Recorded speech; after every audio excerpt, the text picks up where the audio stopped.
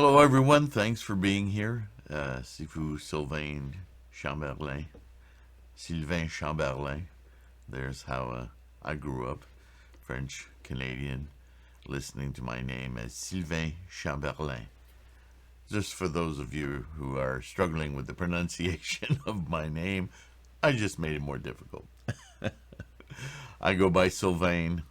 I live in English-speaking countries, so Sylvain will do just fine.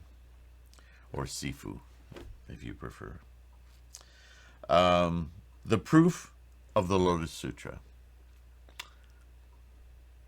Pretty big, pretty grand title for this letter.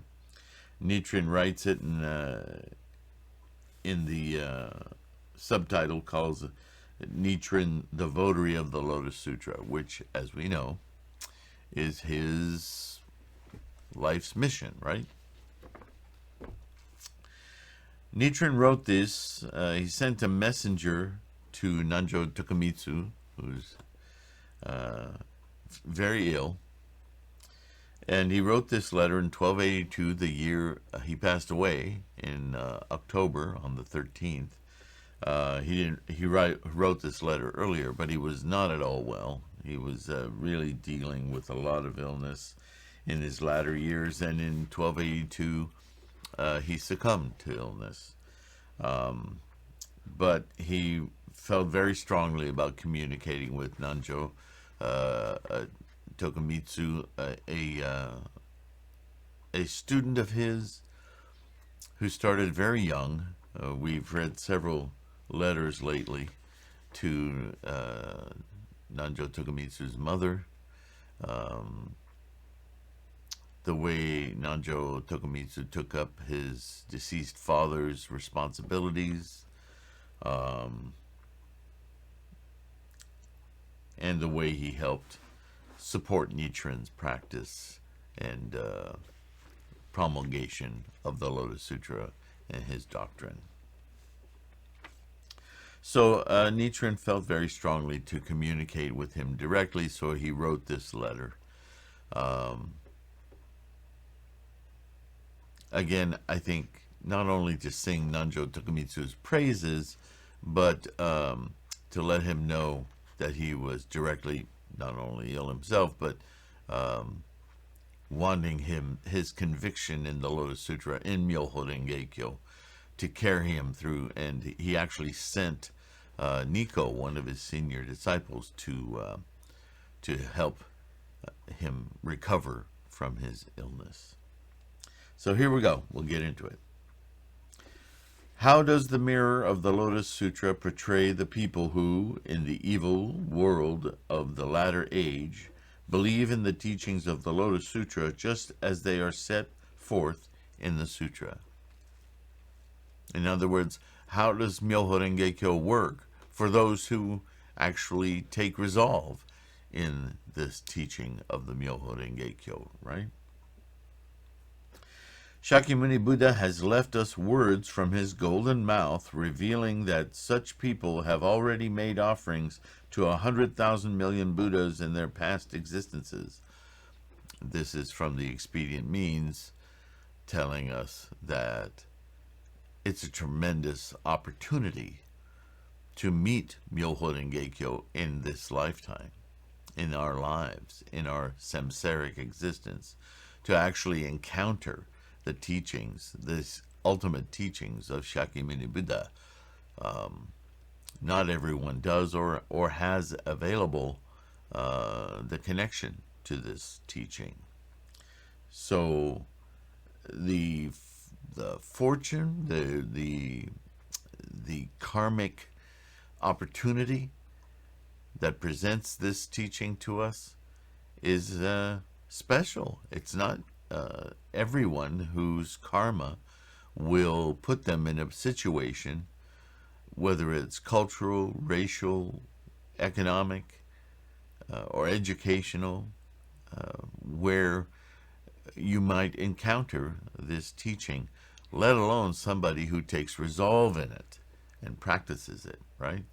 So a reminder of that, plainly said. But ordinary people in the latter age might well doubt the words spoken by just one Buddha. With this in mind, many treasures Buddha came expressly all the way from his world of treasure purity, many lands to the east.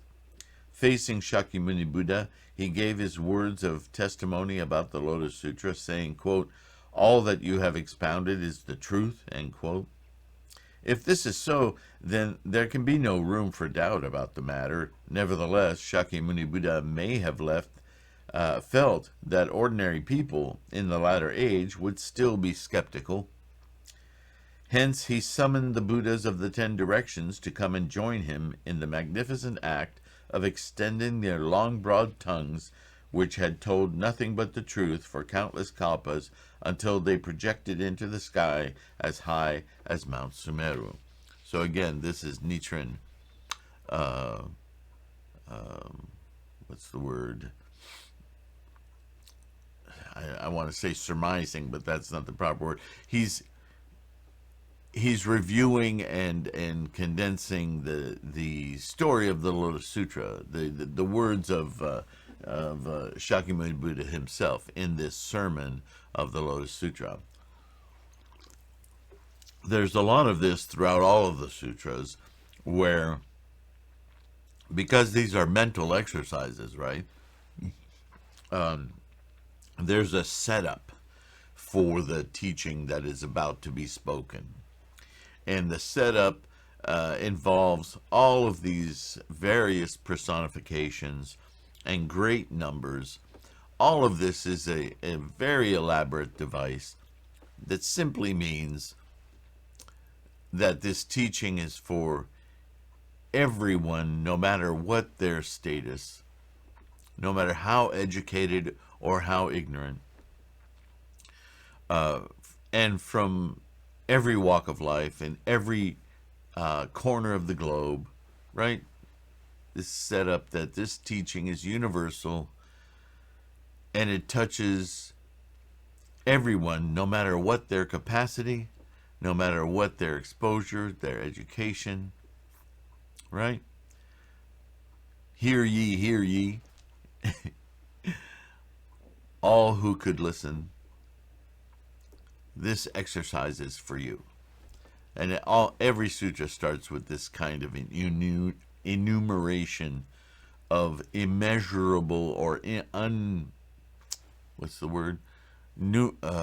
numerous but incalculable numbers of people. It basically says this is for everyone to hear. Since this is the case, when ordinary people in the latter age believe in even 1 or 2 words of the Lotus Sutra, they are embracing the teaching to which the Buddhas of the 10 directions have given credence. I wonder what karma we created in the past to have been born as such persons, and I am filled with joy. The words of Shakyamuni that I referred to above indicate that the rewards that come from having made offerings to 100,000 million Buddhas are so great that even if one has believed in teachings other than the Lotus Sutra, and as a result of this slander been born poor or lowly, one is still able to believe in this sutra or take confidence in this sutra in this lifetime. A Tendai School's commentary states, quote, "It is like the case of a person who falls to the ground, but who then pushes himself up from the ground and rises to his feet again." End quote. One who has fallen to the ground recovers and rises up from the ground. Those who slander the Lotus Sutra will fall to the ground of the 3 evil paths, or of the human and heavenly realms, but in the end, through the help of the Lotus Sutra, or MyoHoRenGeKyo, they will attain Buddhahood. Now, he says all of this because always, and I think he'll make further reference to it, when he speaks to people like Nanjo Tokumitsu, these are samurai. These are who he connects to in the families. All the men of any import that have lands and fiefs and so forth that are able to communicate. Because remember, Nichiren started promulgating his doctrine of the Lotus Sutra from the very top of elite society, believing that this was the quickest way to convert the people of Japan. He could have done, more as Shakyamuni did, was wander the countryside and just talk to anyone who would listen. But Nichiren understood that in Japan, the situation was so grave, with illness and attacks from abroad and internal strife and so on, and the cause making in Japan being so authoritarian and run by assassins. Samurai are assassins. And so this is one of the highest offenses against the preciousness of life, certainly the teaching of the MyoHoRenGeKyo, right? So got to start at the top, because then everyone at the bottom of the pyramid will just do as they're told, even if they don't understand. And that's okay, because MyoHoRenGeKyo is the right way to go, right? And so it's no accident that he talks to so many samurai, because they fall in the line of responsibility and teaching by example, if not by literally teaching, right? Now, since you, Ueno Shijiro Jiro, was Nanjo Tokumitsu, are an ordinary person in the latter age, and were born to a warrior family, you should by rights be called an evil man, because he's an assassin, right? And yet your heart is that of a good man. I say this for a reason. Everyone from the ruler on down to the common people refuses to take resolve in my teachings. They inflict harm on the few who do embrace them, heavily taxing or confiscating their estates and fields, or even in some cases putting them to death. So it is a difficult thing to take confidence in my doctrines, and yet both you and your mother and your deceased father dared to accept them. Now you have succeeded your father as his heir, and without any prompting from others, you too have wholeheartedly embraced these teachings of the Lotus Sutra, right? Many people, both high and low, have admonished or threatened you, but you have refused to give up your strong mind and resolve. Since you now appear certain to attain Buddhahood, perhaps the heavenly devil and evil spirits are using illness to try to intimidate you. Life in this world is limited. Never be even the least bit afraid.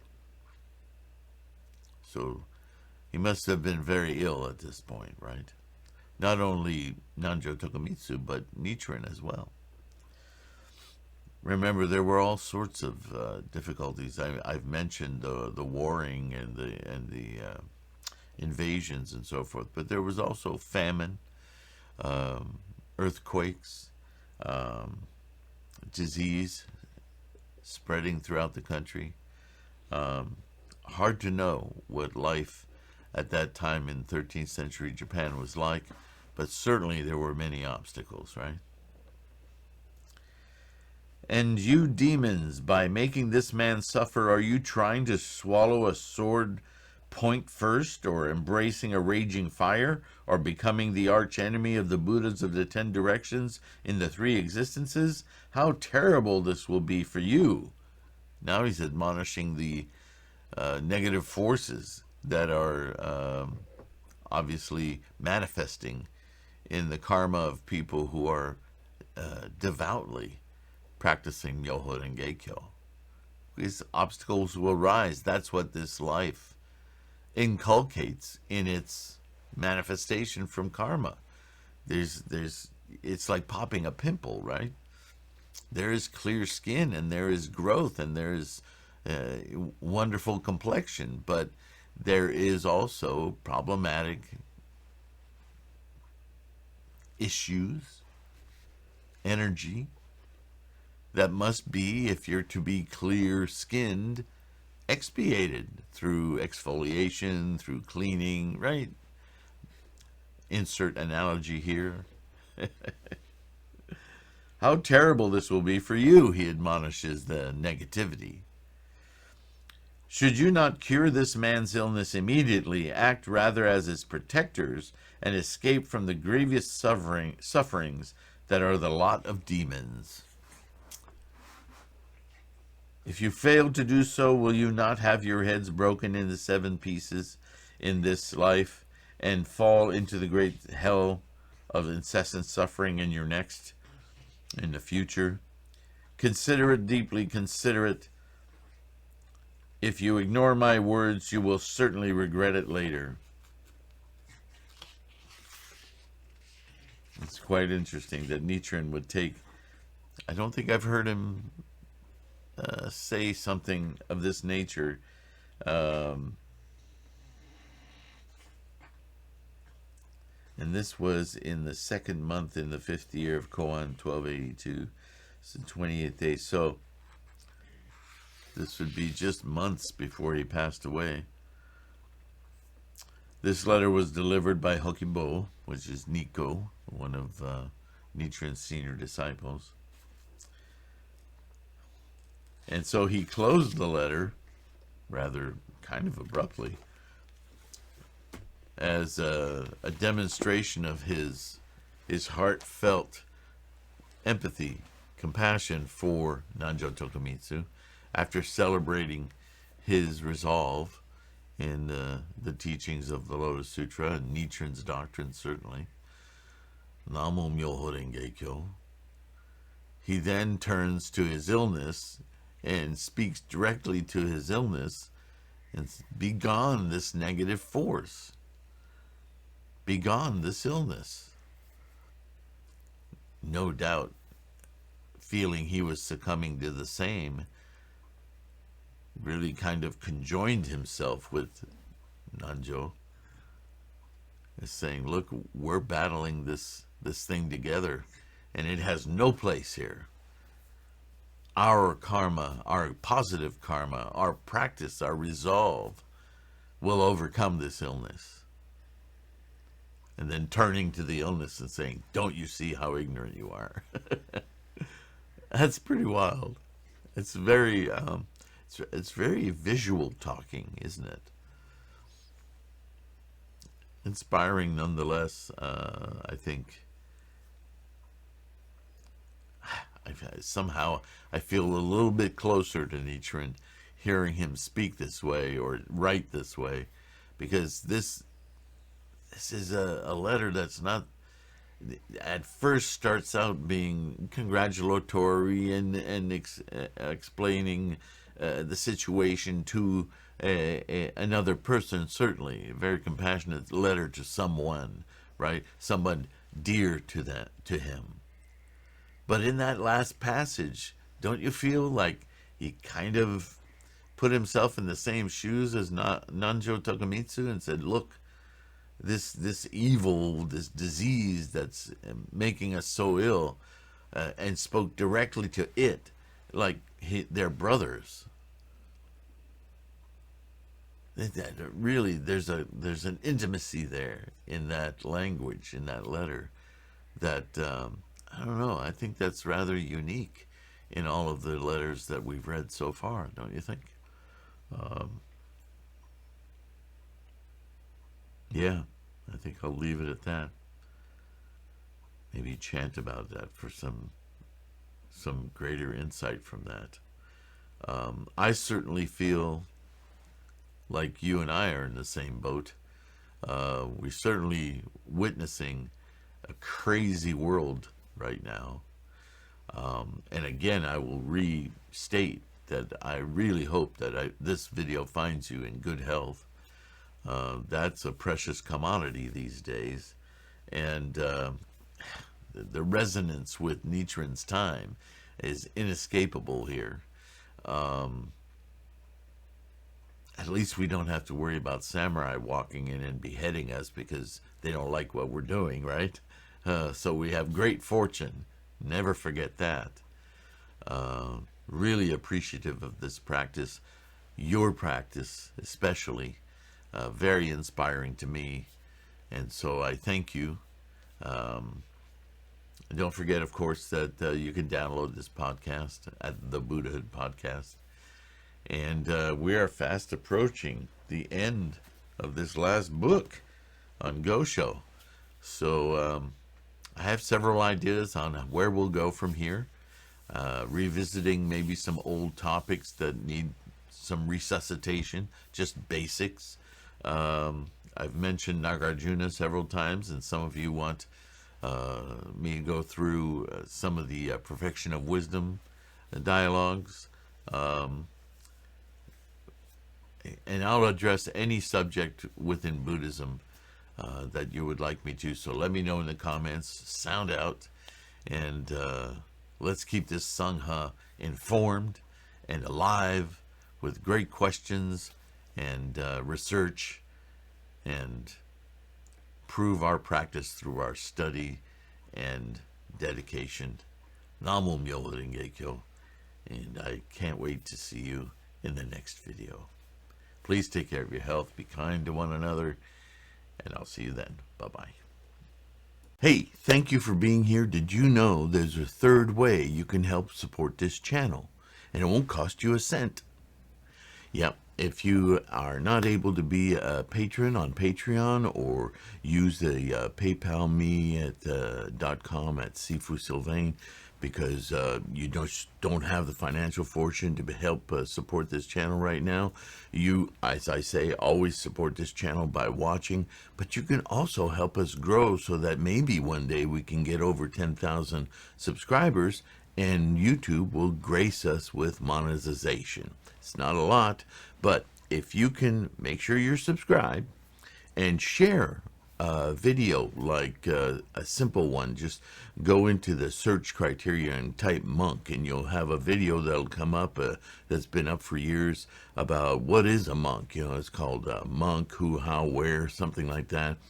That might be a great introduction to somebody who doesn't understand what a monk is to begin with. It's a tool. Use this channel as a tool to help you with your bodhisattva practice, and share a video to somebody who you think, oh, I know somebody who'll benefit from watching this. And in that way, you can help us grow. And that's a really good way to help your practice along as well. So just wanted to drop that in on you in case that's something that you might find useful. Take care of yourself again, and I'll see you soon. Bye.